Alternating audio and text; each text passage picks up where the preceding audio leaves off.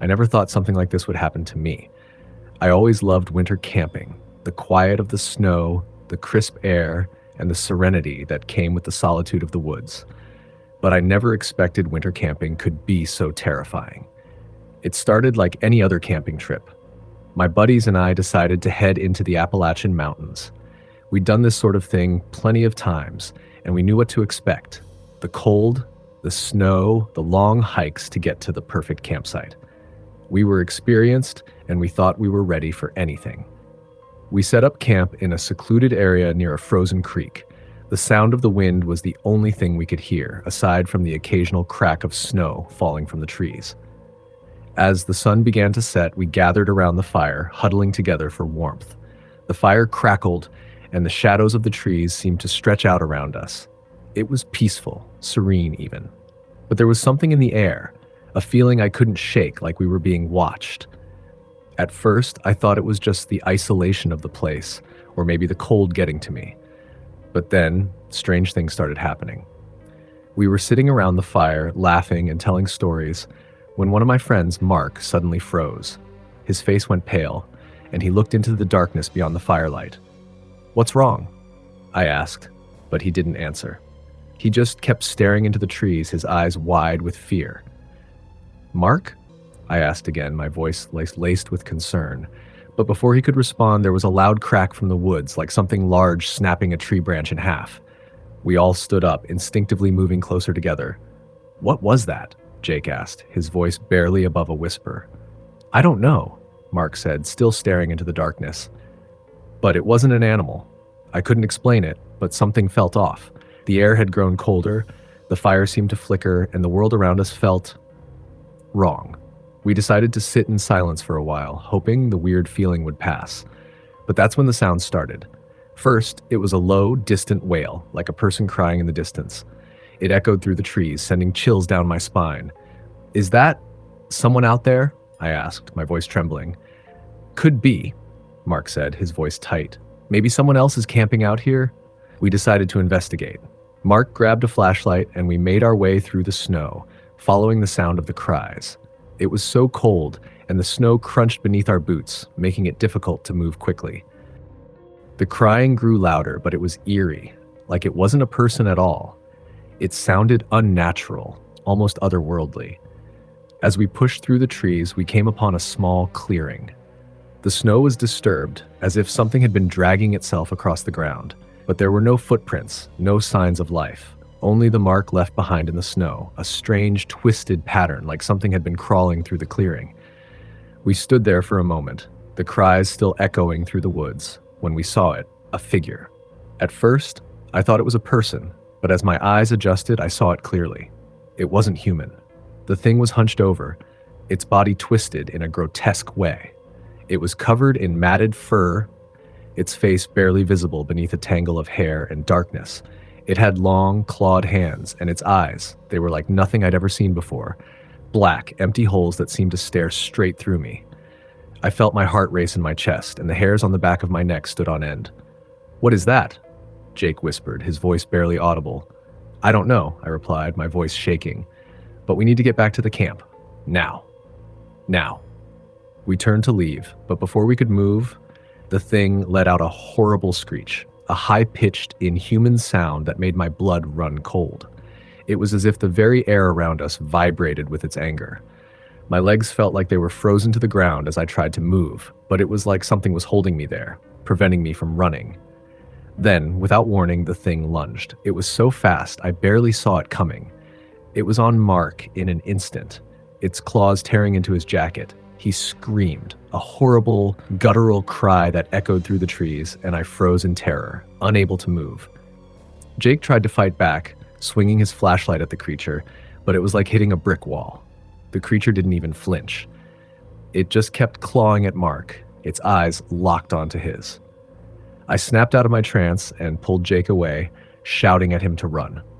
We stumbled backward, tripping over the snow as we tried to get to the safety of the camp. We could still hear Mark's screams in the distance and the sound of the creature tearing into him. It was haunting, like a nightmare I couldn't wake up from. We made it back to camp, out of breath and trembling. We didn't know what to do. There was nothing we could do. Mark was out there, and the creature, whatever it was still out there too. We sat in silence, staring into the fire, our hearts pounding in our chests. We didn't speak for a long time. Then, just as we thought we were safe, the creature appeared again. It was standing at the edge of the camp, just outside the ring of firelight, its eyes gleaming in the darkness. It didn't move, just stared at us, its twisted form barely visible in the shadows. I couldn't breathe, couldn't move as we all stared at it, too terrified to even make a sound. I don't know how long we sat there, frozen in fear. All I could think of was Mark and whether he was still alive. But we couldn't go back out there, not with that thing watching us. Eventually, the creature retreated into the woods and the cries, Mark's cries, faded away, leaving only the wind and the crackling of the fire behind. It was over. For now. We didn't sleep that night. We barely spoke. We just sat by the fire, too scared to leave the safety of the camp. The next morning, when we made our way back down the mountain, we didn't talk much. We didn't need to. We all knew what had happened, what we'd seen. Mark was gone, and something evil was out there, in the woods, waiting. I've never gone winter camping again. I don't think I ever will.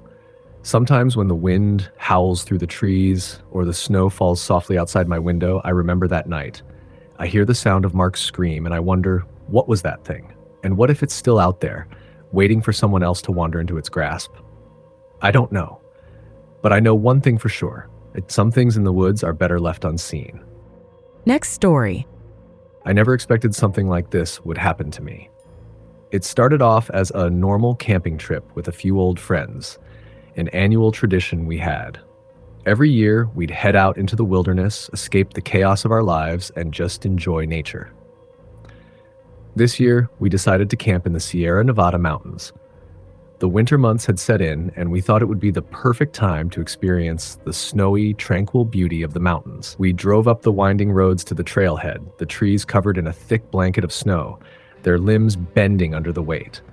The sun was just setting, casting long shadows over the forest floor. It was beautiful, eerie even, but we didn't think much of it. The air was crisp, cold enough to burn your lungs with each breath, but we didn't mind. We were seasoned campers, used to the cold. There were 5 of us, me, my brother Ethan, and 3 friends from college, Rachel, Liam, and Chris. We were all excited to get away from our busy lives, to relax in the wilderness for a weekend. We unloaded our gear, set up our tents, and made a fire. The snow was deep and powdery, and the world seemed to go quiet, the usual sounds of the forest muffled by the thick snow. The only noise was the occasional crackling of the fire. We sat around the fire, roasting marshmallows and telling stories, the warmth from the flames a welcome contrast to the freezing cold around us. As the night grew darker, we noticed that the forest outside our little camp seemed unnaturally quiet. No wind, no animals, nothing. Maybe the animals are hibernating, Chris said, trying to lighten the mood. Yeah, or they're just avoiding us, Rachel replied with a laugh. But the laughter didn't last. There was something unsettling about the silence. It wasn't peaceful like we expected. It felt wrong, almost as if the forest itself was holding its breath, waiting for something. Around midnight, we decided to call it a night. We extinguished the fire, zipped ourselves into our sleeping bags, and tried to get some rest. The cold air seeped through the thin walls of the tent, but we had layers and sleeping bags, so we were used to it. I remember lying there trying to sleep, but something kept tugging at the edge of my thoughts.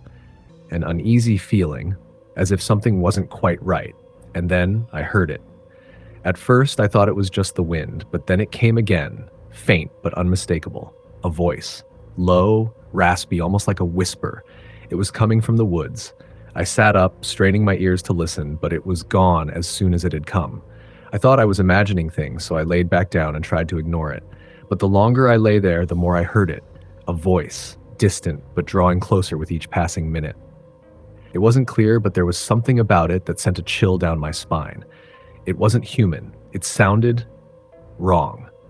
Ethan, I whispered, shaking my brother awake. Do you hear that? Ethan blinked, his eyes adjusting to the darkness. What are you talking about? That voice, from outside. It's not wind, and it's not an animal, I said, my voice trembling. He listened for a moment, then frowned. I don't hear anything. But before I could respond, the voice came again, Louder this time, clear. It was a woman's voice, but twisted, like it was being choked. It repeated the same word over and over. Help! Help! I felt my heart drop into my stomach. Rachel! Liam! Chris! I shouted, scrambling out of my sleeping bag. We all piled out of the tents and gathered around the campfire. It was freezing, and the snow had started to fall again, the flakes coming down thick and heavy. The fire crackled weakly, casting flickering shadows on the snow around us. The forest was completely still. The voice had stopped, but the air felt thick, as if it was waiting for something. "What's going on?" Liam asked, his voice shaky. "I don't know," I said, my breath coming out in visible puffs. "But I swear I heard someone in the woods. It sounded like they were asking for help." "Probably just an animal," Rachel said, though her voice didn't sound convincing. "Maybe," I replied, but something in my gut told me it wasn't. "We should check it out." Ethan, who had been quiet up until this point, finally spoke. "We're not going out there. It's too cold, too dangerous. We need to stick together." But I couldn't shake the feeling that we weren't alone, that something or someone was out there in the snow watching us. After a moment of tense silence, I made up my mind. "I'm going," I said. Rachel and Liam exchanged uncertain glances, but they didn't protest. Chris, however, seemed to be the most shaken. "Are you crazy? There's nothing out there. We need to stay put," Chris argued. "I'm going," I repeated, grabbing my flashlight. Reluctantly, the others agreed to come with me. We bundled up as best as we could and ventured into the snow. The forest was even darker now, the moon hidden behind thick clouds. We moved carefully, each of us trying to listen for any signs of movement, any sound that might lead us to whatever was causing the strange voice. We walked deeper into the woods, the only sound our crunching footsteps in the snow. The cold was unbearable, seeping into our bones with every step. But we pushed on, the flashlight beam cutting through the darkness, bouncing off the trunks of the trees. The woods seemed endless, the trees towering above us like dark sentinels. And then we saw it. In the distance, just beyond a cluster of trees, there was a figure, a woman standing in the snow, her back to us. She was tall, unnaturally tall, her hair long and matted, her clothes torn and filthy. She didn't move, didn't acknowledge our presence. Her body was unnaturally still, and yet I could feel her presence like she was watching us. Who are you?" Rachel called out, her voice shaking. The woman didn't respond. She just stood there, her back turned toward us. Suddenly, the air grew colder, the temperature dropping even further. The wind howled, but the woman didn't react. Her form was almost translucent, as if she were made of the very fog and snow that surrounded us. I took a step closer, and then, just as quickly as it had appeared, the woman vanished, disappeared into the snow as if she had never been there at all. We all stood there, frozen in place, staring at the spot where she had been. There was no trace of her, no footprints in the snow, no sign that anyone had ever been there, just an empty, silent forest. "I told you we shouldn't have gone," Chris whispered, his voice barely audible. We didn't say anything after that. We didn't need to. We turned and ran back to camp, not looking back. We didn't sleep that night. The woman's voice still echoed in my mind, and I knew, we all knew, that whatever it wasn't human. And it was still out there, waiting. The next morning, we packed up and left. We didn't speak much during the drive back, but I saw the fear in everyone's eyes. That night in the forest changed something in us. We didn't talk about it, but I think we all knew. We had encountered something that shouldn't exist, something that would follow us even after we left. I've never gone back to those mountains, and I never will. Next story. It was supposed to be a fun winter camping trip with my friends. We had been planning it for months, eager to escape the noise of the city, to get away from everything, and embrace nature. We found this secluded spot in the woods, far enough from civilization, with a lake that had frozen over. It seemed perfect, just the right balance of isolation and beauty.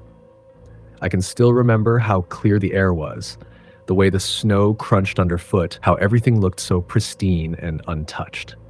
We had no idea what was waiting for us out there, just beyond the tree line. The first night was fine. We set up our tents, lit a fire, and cracked open some beers. The cold was sharp, but we had plenty of blankets and layers to keep warm. The stars above were breathtaking. If I close my eyes, I can still see them, almost like they were brighter than normal, as if something was watching us. We told stories around the fire, laughing and joking like we always did. But then, just as the fire began to die down, one of us, Kevin, suggested we go for a walk in the woods. He had a thing for adventure, always trying to make things more exciting than they needed to be. No way, I said, feeling a chill run down my spine, but Kevin was insistent. You're all afraid of a little dark? He teased. That's how we ended up wandering through the woods in the dead of night, the trees looming like dark sentinels around us. The path was barely visible, the snow turning the ground into a white, endless sea. It felt like the world had been swallowed up by winter, and all we could do was trudge forward, one foot in front of the other. We had no flashlight, just the dim light from the waning moon above, but that only seemed to make everything look even eerier. We reached the edge of the frozen lake, and that's when we heard it. A noise, faint at first, like a soft whisper carried on the wind. But it wasn't the wind. It was too deliberate, too human. We stopped walking, straining to hear it, our breaths visible in the cold night air. At first, we thought it was just an animal, maybe a raccoon or a coyote. But the sound, those whispers, sounded too close, too purposeful. It felt wrong. Did you hear that? I asked, my voice barely above a whisper. Yeah, I heard it, said Jake, his face pale, his eyes darting around nervously. I'm going back to the camp, I said, my heart racing in my chest. I wasn't about to stick around for whatever that was. We turned to leave, but that's when it happened. A shadow moved between the trees, just outside the faint glow of the moonlight. It was fast, too fast to be human, and then it was gone. Did anyone see that? I asked, but no one answered. We were all too scared to speak. We didn't need to say anything. We all saw it. We made our way back to the camp as quickly as we could, our hearts pounding in our chests. But when we got there, something was wrong. The fire was out, completely out, and the tents were all in disarray. They hadn't been like that when we left. It wasn't just the wind either. The air felt heavy, thick, almost suffocating. The darkness around us seemed deeper, more oppressive, as if the night had become a living thing, pressing in on us. Who messed with the tents? Jake asked, his voice shaking. I didn't touch them, Kevin said, his eyes scanning the area nervously. It must have been the wind. But no, I knew better. The wind wasn't like that. It didn't rip through the camp like a violent hand. It wasn't the wind, and I was starting to realize that something far worse was at play here. We decided to stay up for a while, thinking that maybe we just imagined everything, that the fear from the walk had gotten to our heads. We huddled around what was left of the fire, trying to relight it, but no matter what we did, the flames wouldn't catch. That's when we heard it again, the whispering. This time it was louder, clearer. It was no longer a whisper, but a voice, a soft, raspy voice that seemed to be right next to us. Get out! I froze, my blood running cold. I turned to look at the others, but none of them had moved.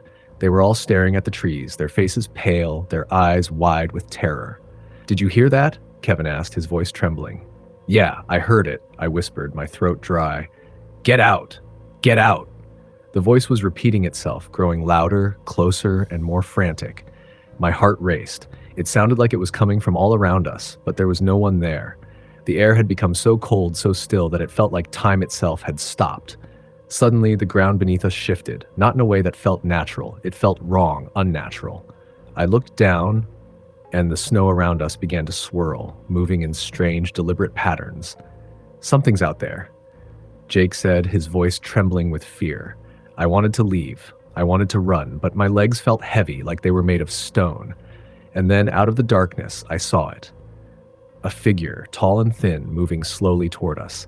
It was almost impossible to see at first, blending in with the shadows, but the closer it got, the more I could make out of it. It was like a person, but not. The face was hollow, empty, like there was nothing inside. Its eyes were wide, empty sockets, black as the void itself, and it had this presence about it, something ancient and terrifying. The others must have seen it too, because they were all backing away, their faces twisted with fear. Run! I shouted, but none of us moved. We were frozen in place, unable to tear our eyes away from the figure. The whispering started again, but this time it wasn't just one voice. It was dozens, hundreds, all calling out at once, overlapping and muffled, like a choir of the damned. It was deafening. I felt like my mind was going to break under the weight of it. Get out! Get out! The figure took another step, its long, spindly arms reaching toward us. The snow around its feet seemed to freeze, a layer of frost spreading wherever it moved. The temperature dropped even further until I could see my breath like thick clouds in the air. That's when I finally snapped. I didn't care anymore. I didn't think. I just ran. I didn't look back. I couldn't. The only thing I could think of was getting away from whatever that thing was, from whatever was out there in the woods. I heard the others behind me, but I didn't stop. I kept running, stumbling over the snow, my lungs burning in the cold air. I don't know how long I ran. Minutes? Hours? It felt like I was trapped in a nightmare I couldn't escape. When I finally stopped, gasping for breath, I found myself back at the edge of the lake. But the camp wasn't there anymore. It was gone. The tents, the fire, the footprints we'd left in the snow. It was like they had never been. I was alone. I walked around in a daze, trying to make sense of what had happened, but nothing made sense. I was lost, cold, and terrified. But the worst part was the silence. The forest was completely still, unnaturally so. I couldn't even hear the wind. Eventually, I heard it again, the whispering. But this time, it wasn't from the trees. It was coming from the ice, from the lake. A crack formed in the frozen surface, and out of it rose more figures, more of them. And they were all staring at me with those hollow eyes. I don't remember how I made it back to the cabin we had rented after the camping trip. I don't even know how I survived the night. But I do know that when I woke up, I was alone. My friends were gone, and that thing was still out there, waiting. To this day, I can't bring myself to go back into the woods, no matter how many years have passed. Every time winter comes around, I feel it, that cold presence creeping in just beyond the trees. And I know that it's still out there, watching, waiting for the next group of fools who dare to trespass in its domain. Next story. I never believed in the supernatural. Growing up, I always thought ghost stories were just that, stories. People loved to scare themselves with tales of haunted houses and vengeful spirits, but I was sure they were all just made-up fantasies. That was until I went winter camping in the Montana wilderness. It was a few years ago when a group of us, me, my brother Kyle, and our two friends, Ben and Sarah, decided we wanted to do something adventurous. We had all been camping before, but this time we wanted to go deeper into the wilderness, beyond the popular trails and campsites. We found a secluded area in the middle of nowhere, a place that wasn't on any maps, and we thought it would be the perfect spot to spend a weekend. Little did we know, we were about to stumble upon something that would change my life forever. We arrived on a Friday evening just before the sun set. The snow-covered ground seemed to stretch endlessly in all directions. The trees were coated in a thick layer of frost, and the whole forest was still, almost too still. I remember feeling like something was wrong, but I chalked it up to the isolation. We were far from civilization, and the deep winter quiet made everything feel heavy. We set up camp, built a fire, and settled in for the night.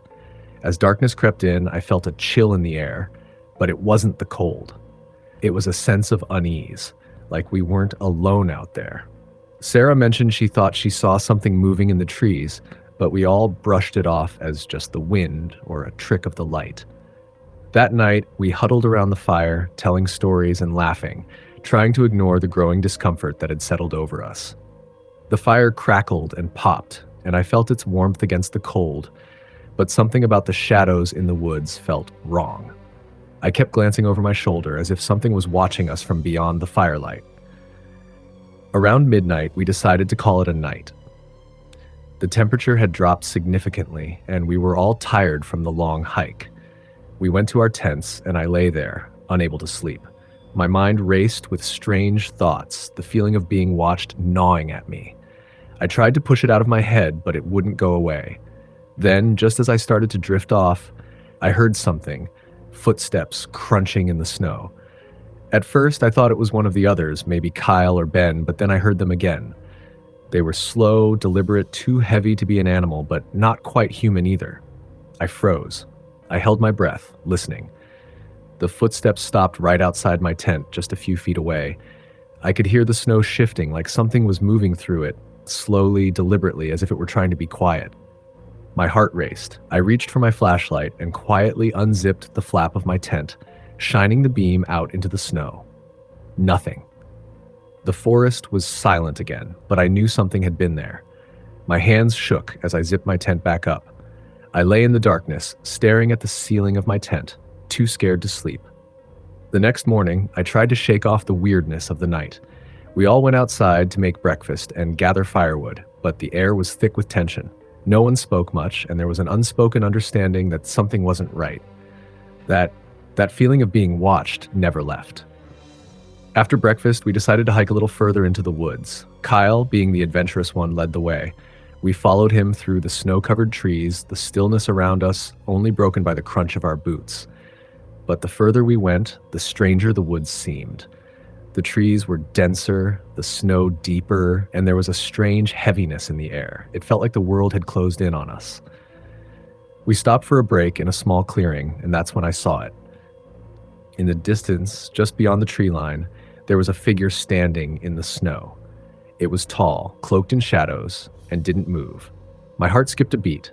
I thought it might be someone else hiking, but as I looked closer, I realized there was no movement, no sign of life.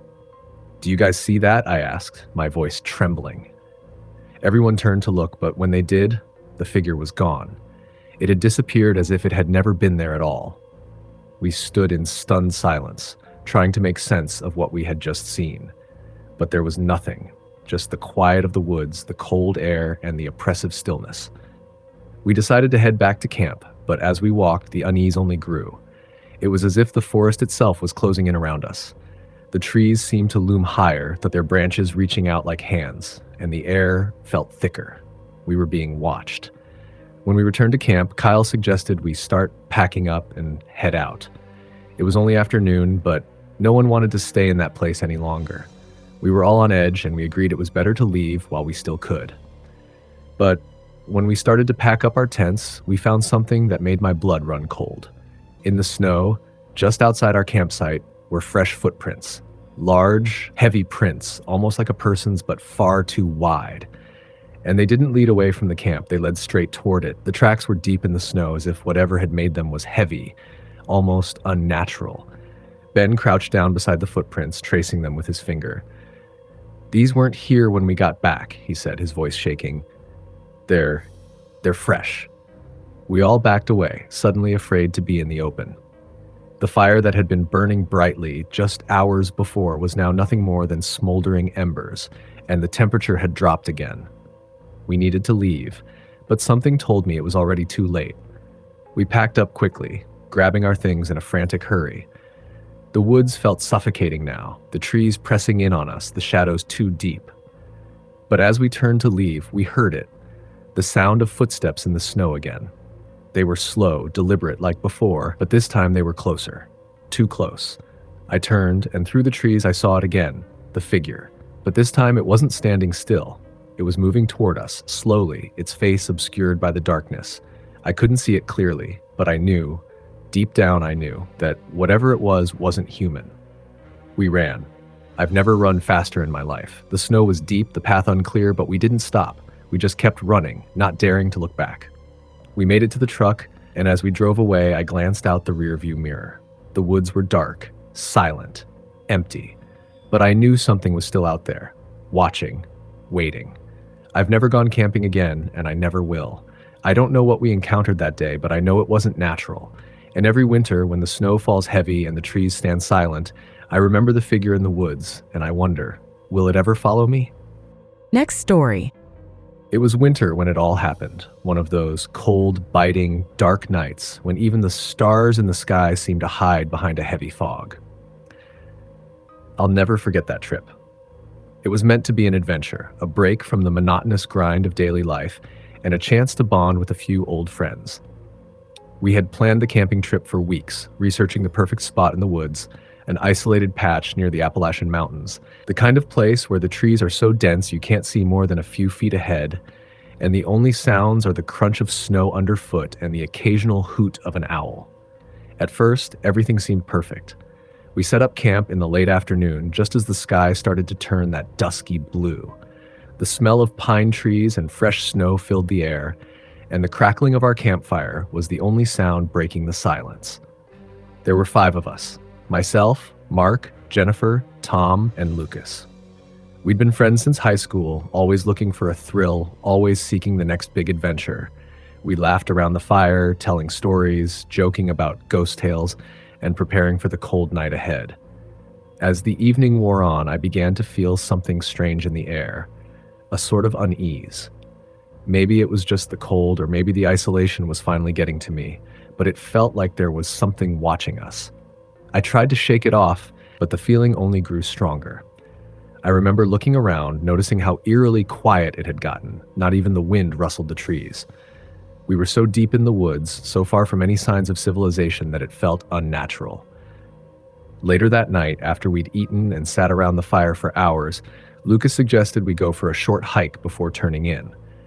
Tom and Mark were all for it, but Jennifer and I hesitated. The temperature had dropped significantly, and there was something about the woods in the dead of night that felt off. Still, I didn't want to be the one to back out, so I reluctantly agreed.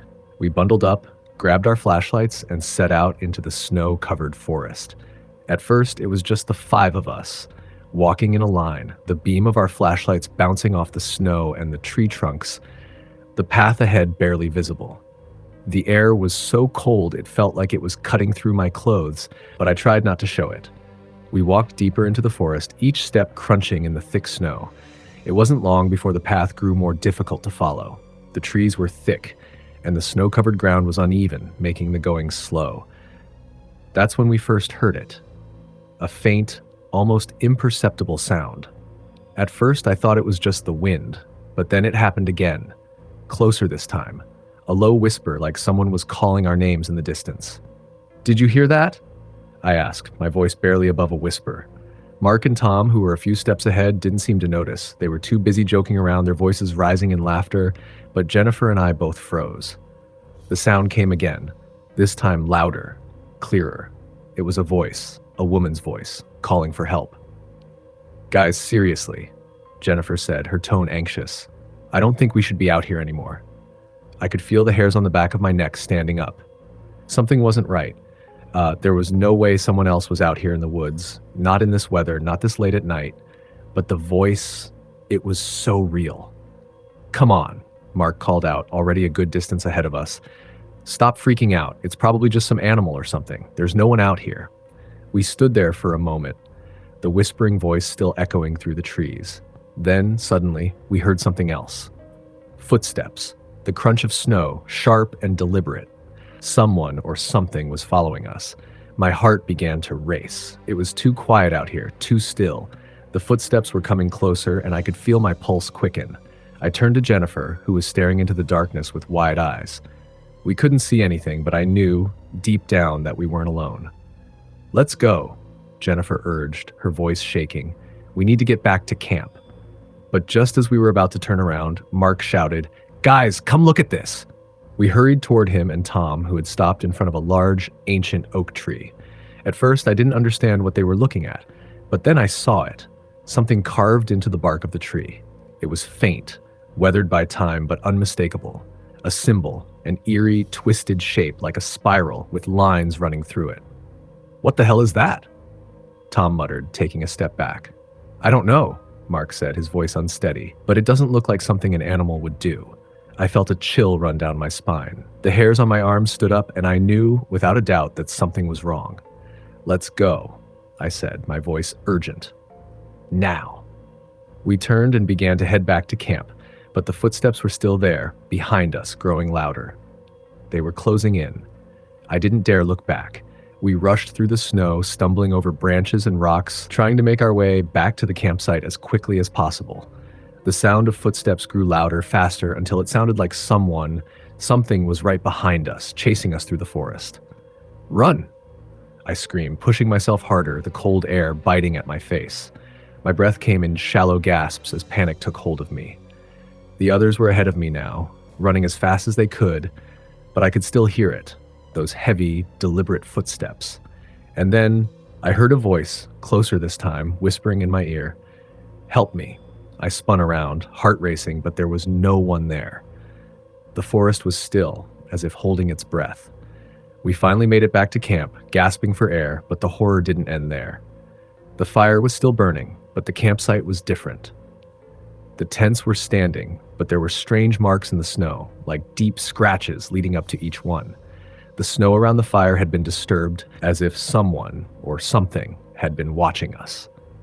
We spent the rest of the night huddled in our tents, too terrified to sleep. Every little sound, the crackling of the fire, the rustle of the trees, set our nerves on edge. We didn't speak much, and when we did, it was only in whispers, afraid of drawing attention to ourselves. The next morning, we packed up and left as soon as we could. We didn't say much on the way down the mountain, but I know we were all thinking the same thing. None of us would ever go back to those woods. We didn't speak of the events that night, but they stayed with me, haunting me. And every winter since, when the cold air settles in, I hear it again, the whisper of a woman's voice, calling for help from deep in the woods, and the echo of footsteps following me, just out of sight. Sometimes I wonder if I imagined it. Maybe it was just the cold, the isolation, playing tricks on my mind. But deep down, I know what I heard, and I know what followed us. I'll never forget that night, and I'll never go winter camping again. Next story. We had always talked about it. The kind of trip you only plan when you're young and reckless, taking a camping trip in the dead of winter, deep into the heart of nowhere. And when we finally got around to making it happen, we figured it'd be like all the others. Just a few days to disconnect from everything, to explore, to enjoy the solitude of the wilderness. It wasn't like we were looking for trouble. We just wanted an adventure, a little escape. The forest was quiet as we drove deeper into it, the road narrowing, snow beginning to pile up on either side. We passed the last of the few cabins and houses, leaving civilization behind. The snow began to fall heavier, making everything look like something out of an old storybook. It was beautiful. So beautiful that I felt like we were in a dream, like this place wasn't even real. We made camp near a small lake, its surface frozen solid. The trees around us were thick with snow, their branches sagging under the weight. We set up 2 tents, one for the 4 of us and one for gear, and built a fire that crackled with warmth. It wasn't bitterly cold, but it was winter, and the air had a bite to it. We made dinner, ate, and told stories as the fire slowly burned down.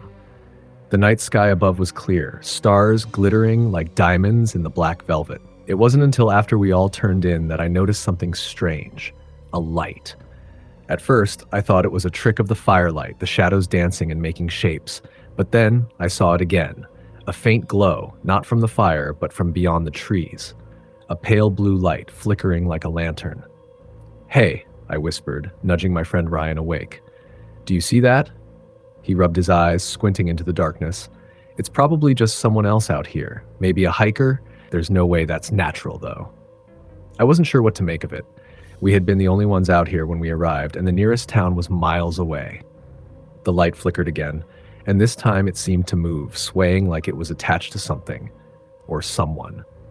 "That's too far for a lantern," I muttered. "Let's check it out." Against our better judgment, we grabbed our flashlights and headed out. The snow was soft beneath our boots, but there was something unsettling about the quiet of the forest now. It felt wrong, like everything had become too still. We made our way toward the light, the beam of our flashlights barely making a dent in the dark. As we got closer, the glow seemed to grow stronger, and I began to see it more clearly. It wasn't a lantern like I had thought.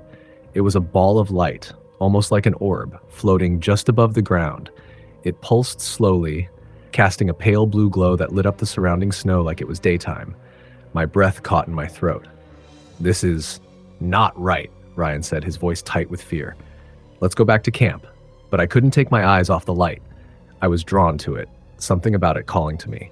I took a step closer and then another. Ryan grabbed my arm. "Don't," he hissed. "This is messed up." But I shrugged him off and took another step forward. The orb flickered again, and something shifted within it, like it was becoming more solid, more real. And that's when I saw it. Just on the edge of the glow, standing perfectly still, was a figure. It was tall, too tall, its body hidden beneath a cloak or some kind of long coat that seemed to blend into the night. The figure didn't move. It didn't even acknowledge us. I froze, my heart hammering in my chest. It was too far away to see its face, but I felt its eyes on me, burning through the darkness. My body went cold, and all the hairs on the back of my neck stood up. "Ryan," I whispered, my voice shaking. "There's someone." Before I could finish, the orb began to rise into the air, lifting slowly, and the figure turned, its head snapping around to face us. I don't know how to explain it, but I swear it felt like the air itself grew colder, as if the night had shifted into something wrong. The figure moved toward us, gliding through the snow without making a sound. We didn't wait to see what it would do next. We turned and ran, our breath coming in frantic gasps, but every time I looked over my shoulder, I saw it. Closer, always closer. The figure didn't chase us, but it followed us, gliding just behind, its movements eerily smooth. We reached camp in a frenzy, scrambling into the tents, our hearts pounding in our chests. But the figure didn't stop. The light that had followed us into the forest lingered in the trees just beyond our camp, flickering softly in the distance. It didn't go away. Ryan and I huddled together in one tent, too scared to sleep. The others were in the other tent, but I didn't trust them not to be drawn outside, not after everything we'd seen. We could still hear it, those faint, soft footsteps in the snow, like someone walking in slow circles around our camp. But there was no one there. It was hours before we finally dared to sleep. But I don't think any of us really slept at all. I kept hearing noises, faint whispers that seemed to come from all around us. It was as if something was trying to reach through the fabric of the tent, as if the darkness itself wanted to pull us in. The next morning, we woke up to find that everything was different. The light had gone, the orb, the figure, gone.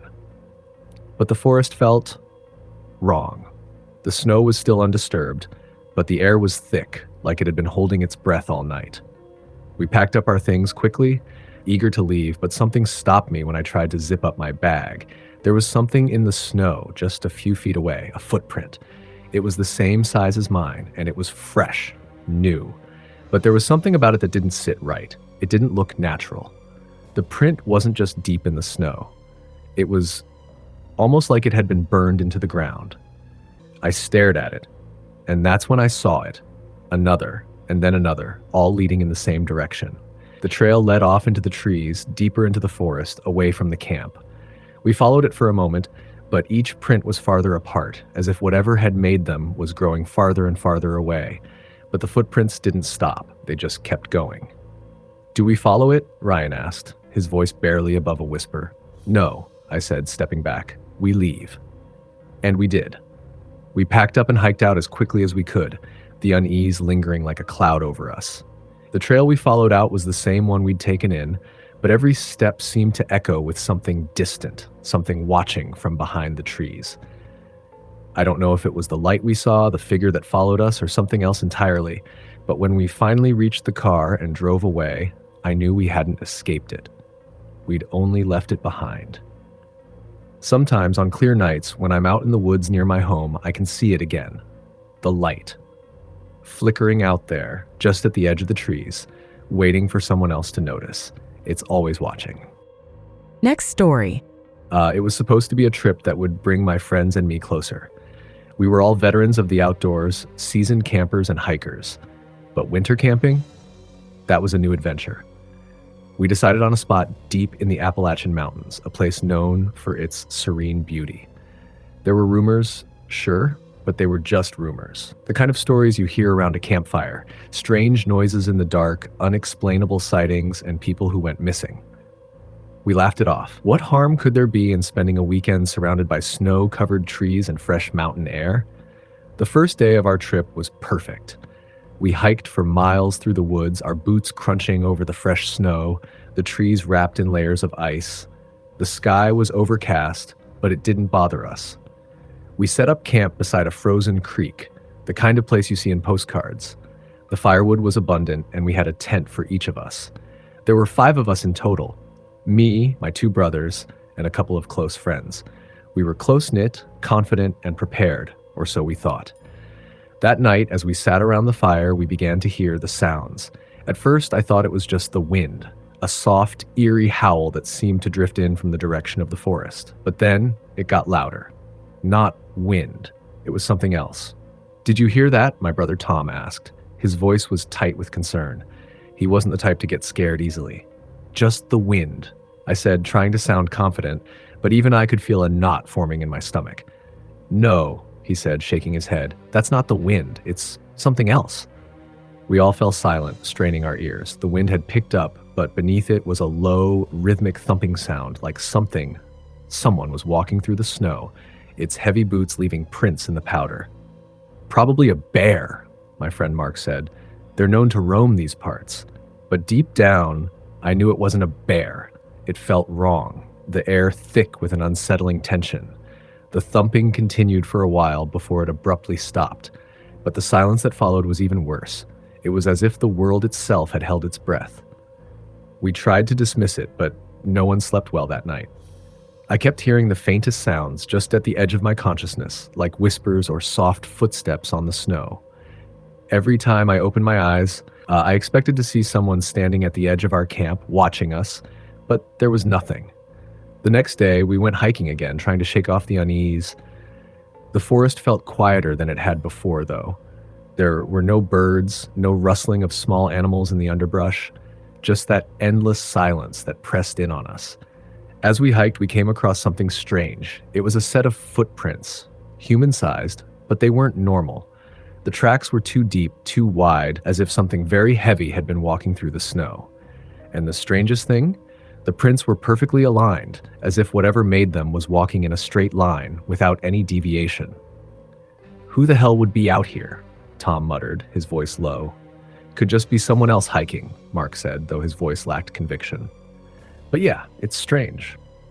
We followed the tracks for a while, but they didn't lead anywhere. They just stopped, right in the middle of the trail. We all stared at the place where the prints ended, and for a brief moment, the world seemed to hang in balance, as if the woods themselves were holding their breath. "We should head back," I said, trying to sound calm. "This is getting weird." We turned around, but as we did, I felt something shift in the air. It was subtle at first, a change in pressure like the atmosphere itself had thickened. I glanced over my shoulder and froze. There, standing in the trees at the edge of the trail, was a figure. It was tall and unnaturally still, blending with the dark trunks of the pines, but I could see it, just barely. The outline of a person, cloaked in black, watching us. My heart stopped. "What the hell is that?" Tom whispered, his voice trembling. I wanted to run, but my legs felt rooted to the ground. I couldn't move. The figure didn't move either. It just stood there, motionless, its face obscured by a hood. "Let's go." "Now," Mark said, his voice urgent. We didn't need any more encouragement. We turned and bolted back toward the camp, the sound of our footsteps muffled by the thick snow beneath us. But even as we ran, I could feel it, an overwhelming sense of being watched, of being hunted.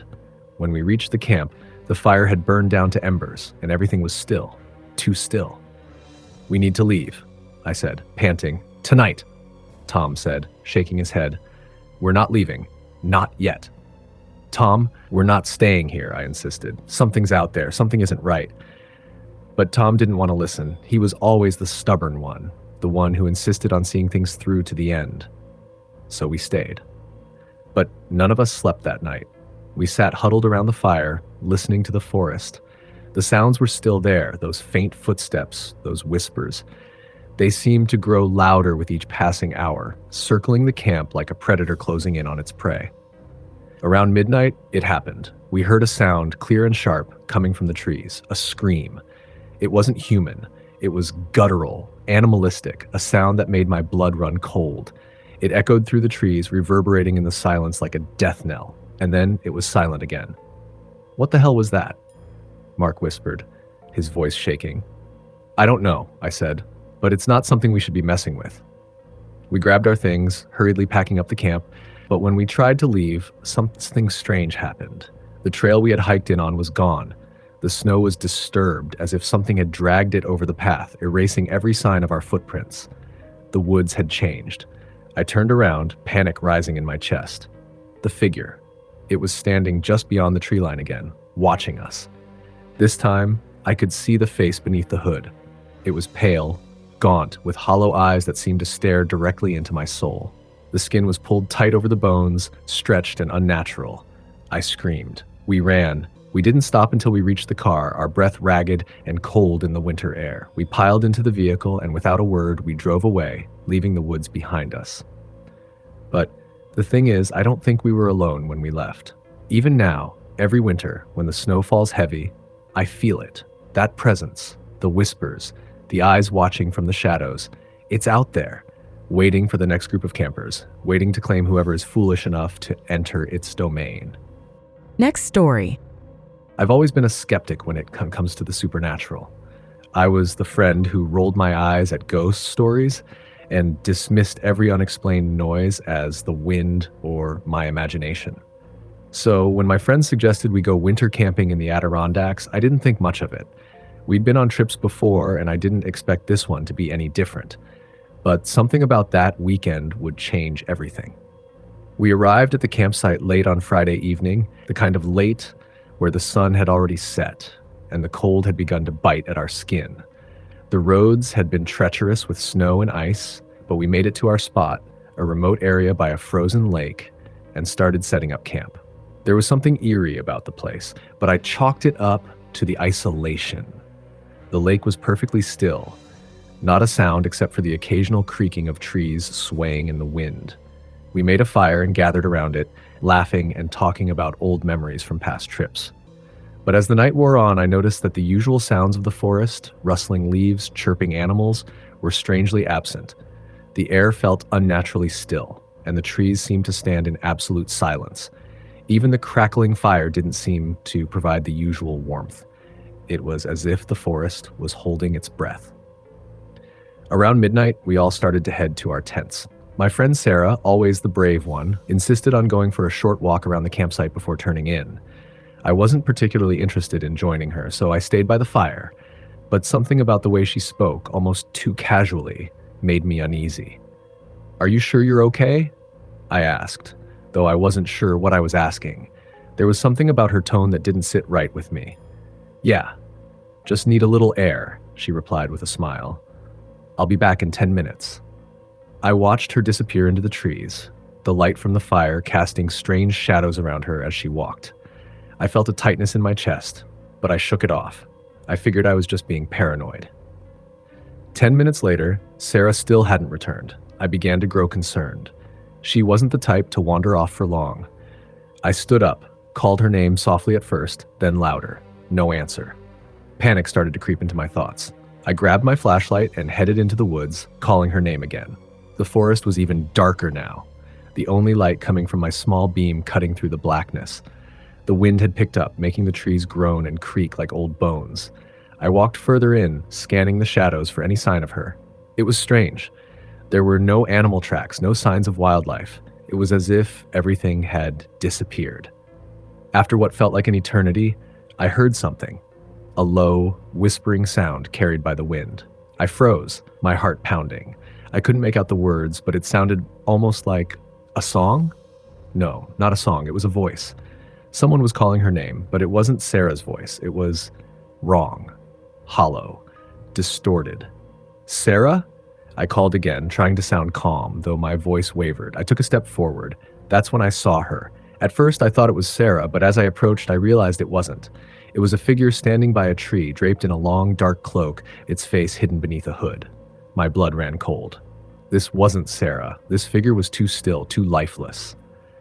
"Sarah?" I whispered, my voice barely audible. The figure didn't respond. Instead, it turned its head slowly, its face still hidden beneath the hood. My stomach churned, and I took a step back, my instincts screaming at me to run. But then, from behind the figure, I heard Sarah's voice, a soft, pleading whisper. "Help me." I spun around, shining my flashlight in every direction, but there was no one there. The voice was distant now, like it was coming from the other side of the forest. I turned back to the figure, but it had moved closer. It was now standing only a few feet away, its head tilted unnaturally to the side, as if examining me. I didn't wait to see what happened next. I turned and ran as fast as I could, stumbling over the uneven ground, my heart racing in my chest. I heard the figure behind me, but I didn't dare look back. I ran until my legs burned, until I reached the camp. I burst into the clearing, gasping for breath, and called out for Sarah, my voice frantic. The others rushed out of their tents, clearly alarmed. "What's wrong?" Ethan asked, his face pale in the moonlight.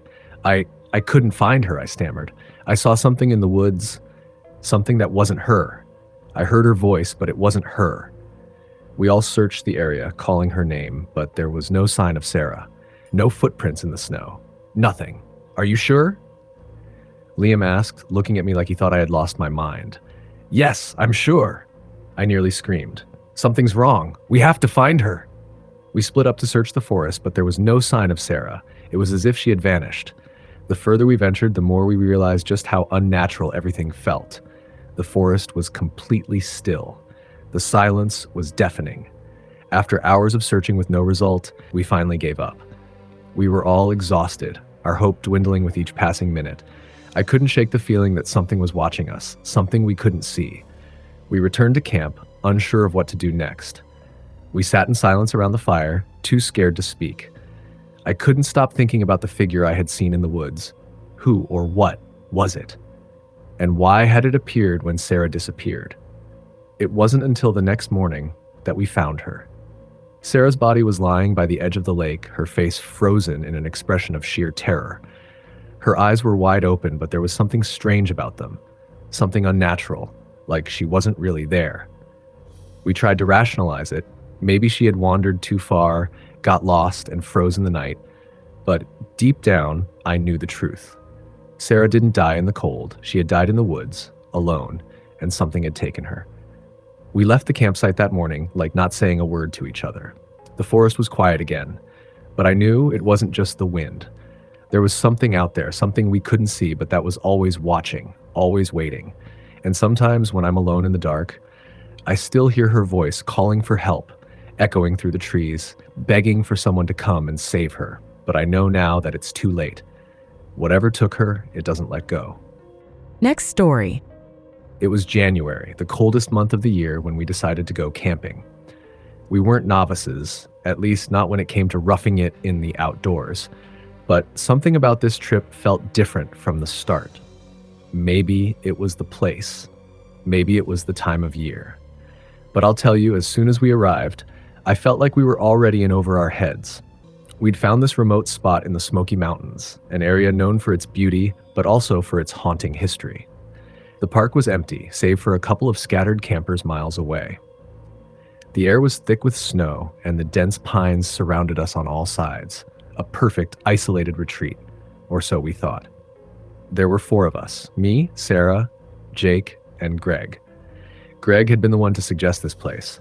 He was always looking for an excuse to escape the city, and this was his idea of a good time. He had been talking about it for months. The rest of us, we just went along for the ride, though none of us had any idea what we were really getting into. We set up our campsite just before dark. As the sun dipped below the horizon, we huddled around a campfire trying to keep warm, our breath visible in the air. The wind had picked up, whistling through the trees in eerie patterns. Sarah, who was usually the adventurous one, kept glancing nervously over her shoulder. She kept mentioning how quiet it was, how unnervingly silent the forest felt. Maybe we should have checked out the history of this place, she muttered, poking the fire with a stick. Come on, stop being so paranoid, Jake teased, throwing a log onto the flames. It's just some old woods. But Sarah wasn't convinced. She wasn't the only one who felt uneasy either. I did too. There was something about that place, something oppressive. For it, like the forest was watching us. As night fell, the temperature dropped drastically. We huddled closer to the fire, our faces illuminated by its flickering light.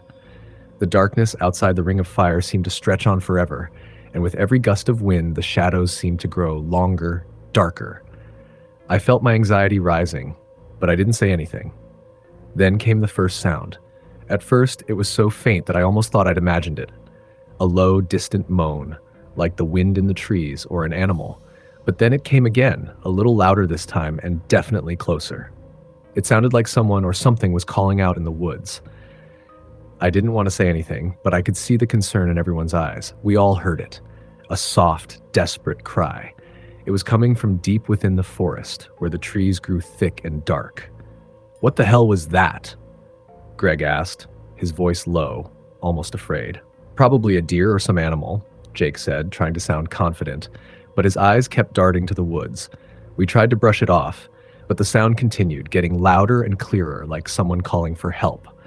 A woman's voice calling, "Help me, please help," over and over. This was no animal, and it wasn't the wind either. What if someone's out there? Sarah asked, her voice trembling now. What if they need help? I looked at her, my heart racing. In this weather, no one would be out there, not unless they were lost or worse.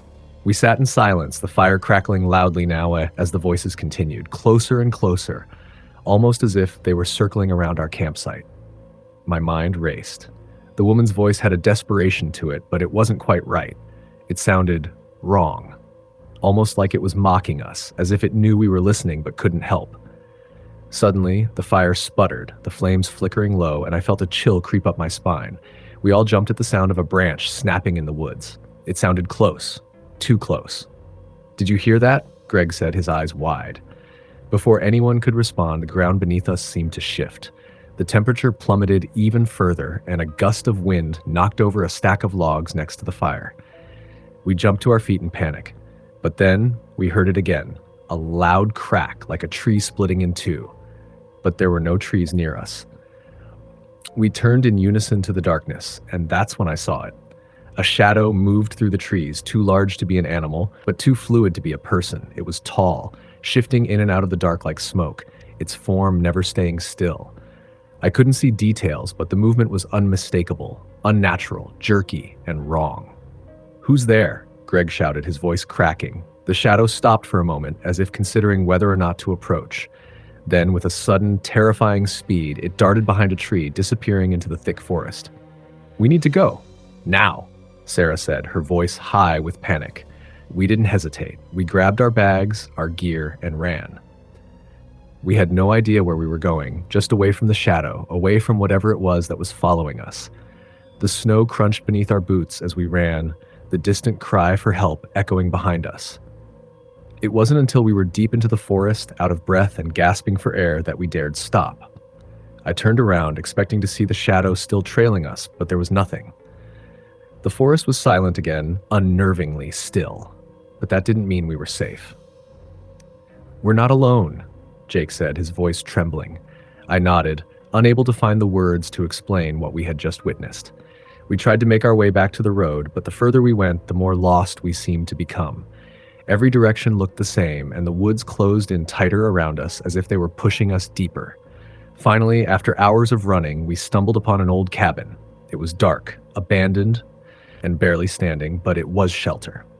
We rushed inside, and the door creaked as we bolted it shut behind us. There was no firewood, no warmth, but at least we weren't exposed to whatever was lurking out there. We sat in the dark, trembling in fear, not speaking, listening to the wind howl outside. That night, we didn't sleep. We just waited, hearts pounding in our chests, the echo of that woman's voice still ringing in our ears. We waited until dawn, when we finally made our way out of the woods and back to the car. None of us spoke much after that. We just packed up, drove away, and never looked back. But to this day, I can't shake the feeling that something followed us back. I still hear that voice in the wind calling out for help, and sometimes in the dead of night, I swear I see that shadow moving through the trees just outside my window. Next story. It was supposed to be a simple weekend getaway, a chance to get away from work, the city, and the relentless noise of everyday life. My friends and I had been planning this winter camping trip for months. We wanted to experience the beauty of the outdoors, to unplug, and to escape into nature. Little did we know we would be stepping into something far darker than we could have imagined. There were 6 of us: me, Emily, Mark, Rachel, Chris, and Ben. We'd all been friends for years, always seeking adventure, but none of us had done anything quite like this. We picked a spot up in the Catskills, secluded, surrounded by thick woods, and remote enough to give us that perfect feeling of isolation. It was early January, and the forecast promised clear skies, a bit of snow, and cold temperatures, perfect for a weekend in the wilderness. We arrived late in the afternoon, just as the sun began to dip below the horizon. The wind had picked up and the temperature had dropped, but we were all in high spirits. We quickly set up our tents near a frozen creek, the sound of the ice creaking in the cold air adding to the quiet serenity of the scene. The night was crisp, but we managed to start a fire, and we gathered around, cooking up some hot food and sharing stories. After a few hours, the conversation turned to ghost stories, as it always does when a group of friends are gathered around a fire at night. Mark, the skeptic of the group, was quick to dismiss any talk of the supernatural. But the rest of us were more intrigued, especially when Rachel told the story of the Witch of White Pine Ridge. According to local legend, a woman had once lived in these woods long ago. She had been accused of witchcraft by the townsfolk, and after a brutal trial, she was executed. Before she died, she cursed the land, swearing that she would return to claim the souls of anyone who dared set foot on the ridge. Rachel's voice dropped to a whisper as she finished the tale, and we all laughed it off. It was just a story. Something to scare us in the dark, but we didn't believe it, at least not at first. That night, as we settled into our tents, a thick fog rolled in, unusual for the time of year. The moon was barely visible behind the clouds, and the temperature seemed to drop even further. I remember lying in my sleeping bag, trying to ignore the growing feeling of unease that was settling in my chest. The silence outside was deafening, broken only by the occasional snap of a branch or the rustling of leaves. Around midnight, I woke up to something strange. A low, distant wail echoed through the woods, carried by the wind. I thought I was hearing things, but then it came again, closer this time, almost as if it were calling out my name. I froze, my heart pounding in my chest. I could hear the others stirring in their tents, the sound of their voices rising in confusion and fear. "I heard it too," Emily said, her voice trembling. "What is that?" Mark whispered from the next tent. Rachel, sounding almost breathless, spoke up. "It's her. It's the witch." We all fell silent, unsure of what to do. The air felt thick with dread, the sound of the wail growing louder with each passing minute. I glanced outside my tent, but the fog had thickened so much that I couldn't see more than a few feet in front of me. Then, without warning, the wind picked up, howling through the trees, and the temperature plummeted. I could see my breath in the air, and that's when I noticed it. Footprints in the snow. They weren't ours. The tracks were fresh, leading from the woods toward our camp. "We need to leave," Chris said, panic in his voice. "Now." We all scrambled to grab our things, but it was impossible to stay calm. The footsteps seemed to be all around us, crunching in the snow with deliberate slowness. It was as though something was circling us. I could hear the faint whispering of a voice, almost like a chant, but no words I could understand. "Please, help me. Free me." The voice called, sounding closer now, like it was right outside my tent. The air felt charged, oppressive, and I couldn't breathe properly. I stumbled out of my tent, looking around frantically. That's when I saw it, a figure in the fog standing just at the edge of the trees. It was a woman, or what I thought was a woman. She was pale, her long, dark hair tangled and wild, her eyes glowing an eerie, unnatural light. She was staring directly at me. I froze, paralyzed by fear. The others had seen her too. Rachel screamed, and we all turned and ran, straight for the creek, hoping the water would provide some distance. As we ran, the figure followed, always at the edge of our vision, never quite in front of us, but never far behind either. Her voice echoed in the fog, calling to us, urging us to stop. I felt a coldness that wasn't just from the temperature, but something deeper, an ancient chill that seemed to settle in my bones. We reached the creek, and I glanced back, hoping we'd lost her. But there she was again, standing just beyond the trees, her figure barely visible in the mist. It was then I realized she wasn't just following us, she was leading us. "I told you," Rachel gasped between breaths. "It's the witch. She's here for us." Panic set in, and we kept running, not stopping, not looking back. The fog was so thick now that we couldn't see more than a few feet ahead, but we kept going, hoping to find the road, hoping to find safety. Finally, after what seemed like hours, we broke through the trees and stumbled out onto a clearing. The fog lifted just enough for us to see the outline of a cabin in the distance. It was old, weathered, but it was a place of shelter. We made our way toward it, each step driven by the need to escape whatever was chasing us. When we reached the cabin, the door creaked open by itself, as if inviting us in. We rushed inside, slamming the door behind us, but as we did, we realized something terrible. The footprints in the snow around the cabin weren't ours either. They were fresh, and they were all around us, as if the witch had already been there, waiting. The night passed in a blur. We huddled in the cabin, too terrified to sleep, listening to the whispers outside the door, the wail growing faint but never truly fading. By morning, the fog was gone, and the forest had returned to its silent, frozen state. We never spoke of the events that night. We packed up, left the cabin, and drove out of the mountains as quickly as we could. But the witch's voice still echoes in my mind, calling out to me from the woods. It never stops. And sometimes, when I'm alone, I hear her whisper my name. Next story. It was supposed to be a relaxing weekend, a break from the monotony of everyday life. My friends and I had planned a winter camping trip for months. We were all eager to escape the hustle and bustle of the city and immerse ourselves in the pristine beauty of the wild. Little did we know, the wilderness had other plans for us. We drove up to the mountains on Friday afternoon. The roads were slippery, but we managed to get to the trailhead without much trouble. The sun was beginning to dip below the horizon, casting long shadows across the snow-covered landscape. We were excited, but I couldn't shake the feeling that something was off. The air felt thick, like something was waiting just beyond the trees. We hiked for a couple of hours, and eventually we reached a small clearing near a frozen lake. It was the perfect spot, remote, peaceful, and beautiful. We set up our tents, built a fire, and settled in for the evening. As the fire crackled, we talked, laughed, and joked around, trying to shake off the feeling that had settled in my chest. The snow was coming down lightly, and the night grew colder by the minute. But we had our fire, and we were together. Nothing could go wrong, or so we thought. As the hours passed, the wind picked up and the temperature dropped. The firelight flickered, casting long, dancing shadows around the clearing. It was around 10 p.m. when the first strange thing happened.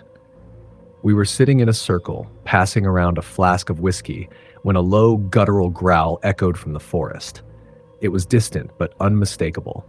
It sounded like an animal, but there was something off about it, something too deep, too wrong. My heart skipped a beat, and I could see that I wasn't the only one who had heard it. My friends exchanged nervous glances.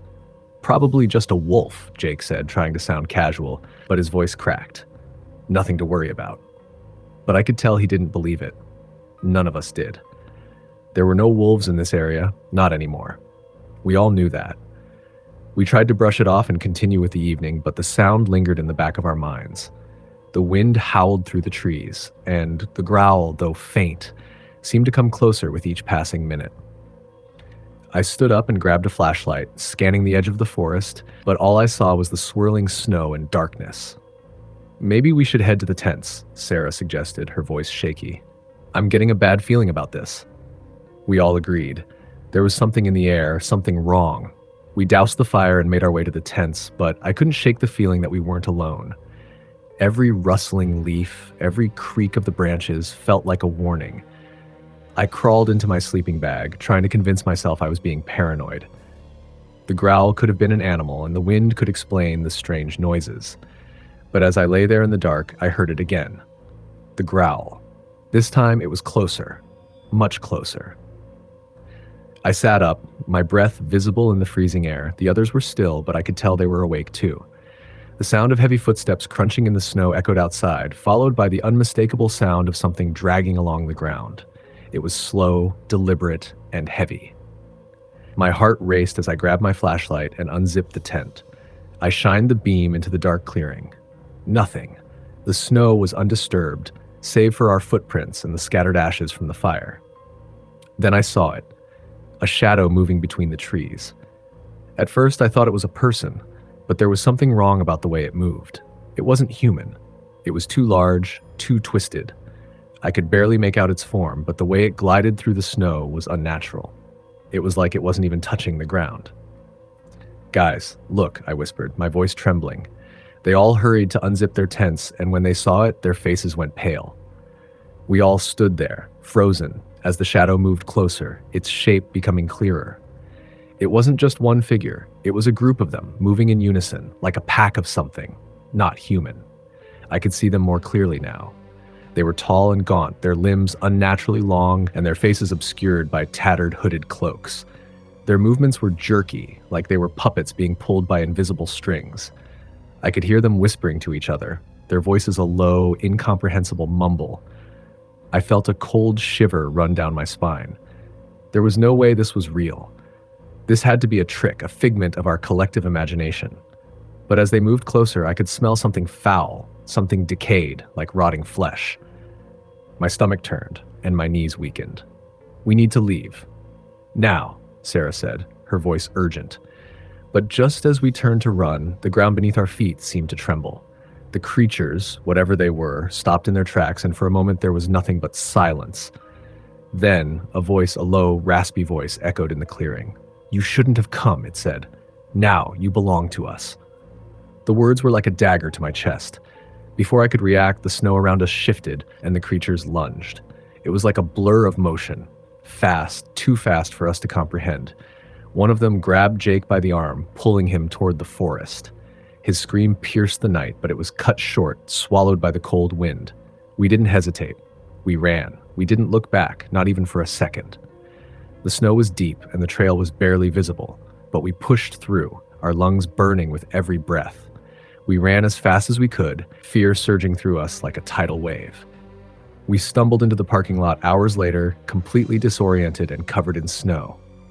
We didn't stop running until we reached the truck. But when I looked back at the mountains, I saw them. The figures were standing at the edge of the woods, watching us from the distance.